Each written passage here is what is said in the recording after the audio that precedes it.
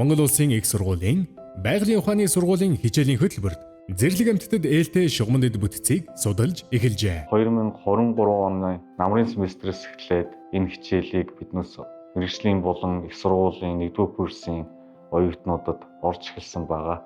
Тэд бүтцийг бий болгохдоо эдийн засгаа хөгжүүлэхдээ бидний эргэн тойронд байгаа байгаль болоод зэрлэг амьтан урамлыг мөн адил хамгаалах тэр чиглэлээр нь дотроо дахин бодолцож явах ёстой гэдгийг ойлгож төгсдөг байгаа.